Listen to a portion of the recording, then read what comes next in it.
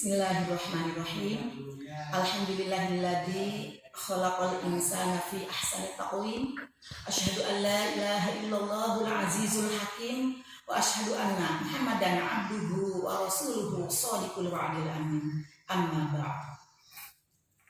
Anak-anakku sekalian, dalam kesempatan ini marilah kita mempelajari tentang Quran surah An-Nisa ayat 159, yaitu menjelaskan tentang taat kepada Allah, taat kepada Rasulnya, dan kepada ulil amri atau pemerintah.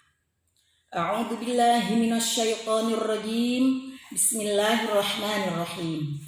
Ya ayyuhalladzina amanu athi'ullaha wa athi'ur rasul wa ulil amri minkum. Fa in tanaza'tum fi syai'in farudduhu ilallahi war rasul in kuntum tu'minuna billahi wal yaumil akhir dzalika khairu wa ahsanu ta'wila. Ya ayyuhalladzina amanu, wahai orang-orang yang beriman, artinya orang-orang yang meyakini adanya Allah Subhanahu wa taala, adanya malaikat-malaikatnya, rasul-rasulnya, hari akhir, qada dan qadarnya, baik dan buruknya adalah ketentuan dari Allah Subhanahu wa taala. Orang-orang yang beriman dipanggil oleh Allah Subhanahu wa taala dan diperintahkan, atiullaha wa atiur rasul wa ulil amri. Taatlah kalian kepada Allah dengan ketaatan yang mutlak. Apapun yang Allah perintahkan, kerjakan.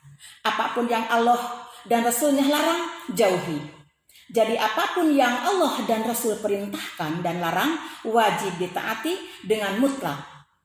Terkemudian wa ulil amri minkum, di sini tidak pakai atiu, maka wa ulil amri minkum taat kepada pemerintah. Ulama berpendapat tidak mutlak, yaitu taat kepada pemerintah. Jika sesuai dengan perintah Allah dan Rasulnya, maka kewajiban kitalah untuk taat kepada mereka.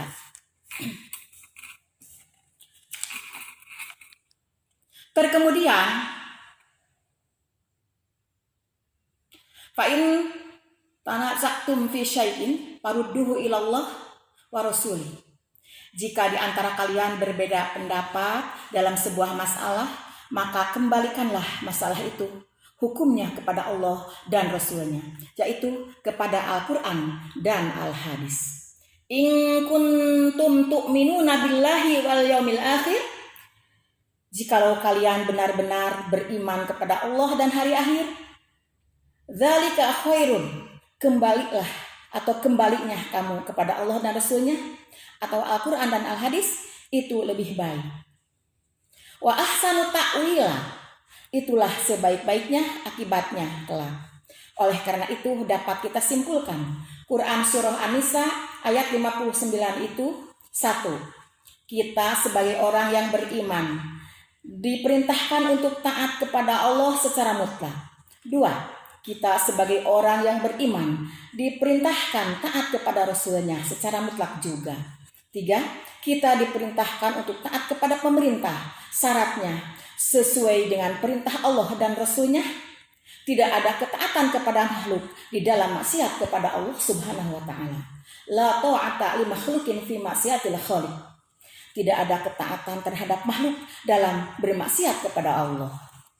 Yang keempat, jikalau engkau berselisih dalam suatu masalah, maka kembalikanlah hukumnya kepada Allah dan Rasulnya, yaitu kepada Al-Quran dan Al-Hadis.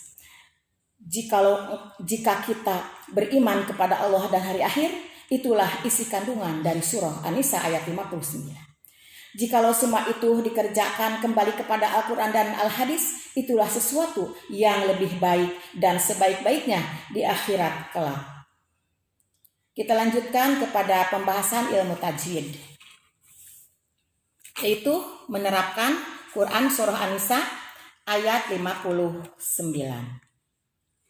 Ya ayyuhalladzina, hukum bacaan adalah mad bertemu dengan hamzah, misah kalimat atau dalam dua kalimat disebut mad jaiz munfasil.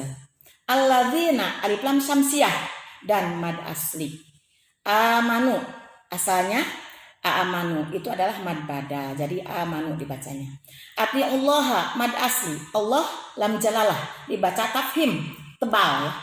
Ar-rasula alif lam syamsiyah. Wa ulil amri alif lam komariah, alasan lamnya dibaca jelas. Minkum nun mati bertemu dengan kaf adalah ikhfa abad.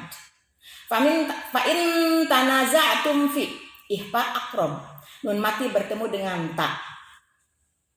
Kemudian tanaza'tum fi itu adalah idhar sapawi. Fi syai'in farudduhu mad asli. Syai'in harap rin. Syai'in farudduhu tanwin kasrah bertemu dengan fa adalah ikhfa ausat. Ilallahi war rasul alif lam samsiyah dan mad asli. In kuntum tu'minuna billah ikhfa abad ya. Dan ikhfa akrom, billah dibaca tarkik atau tipis. Wal yaumil akhir al qamariyah, ada harapin di sana alif lam qamariyah. Khairu wa ahsanu, khairu harapin tanwin domah bertemu wawu adalah idgham biguna. Takwila mad iwad. Selanjutnya mari kita kali ini akan membahas tentang makhorijul huruf, artinya tempat-tempat keluar huruf. Tempat-tempat keluar huruf pada huruf hijaiyah yaitu semuanya ada 29 huruf dengan membedakan alif dan hamzah. Hamzah berharokat patah, kasrah, domah, dan sukun, sedangkan alif tidak. Tempat-tempat keluar huruf yang 29 itu ada beberapa pendapat. Namun yang banyak dipakai dan diikuti oleh para ulama Qurra adalah pendapat Syekh Khalil bin Ahmad orang Madura, yaitu gurunya Imam Sibawayh. Adapun menurut beliau makhorijul huruf itu ada 17 dan bila diringkas ada 5 tempat, yaitu 1 yang disebut al-jauf. Al-jauf itu artinya lubang atau rongga mulut. 2 al-halqu atau tenggorokan. 3 al-lisan artinya lidah. 4 asyafatain artinya 2 bibir.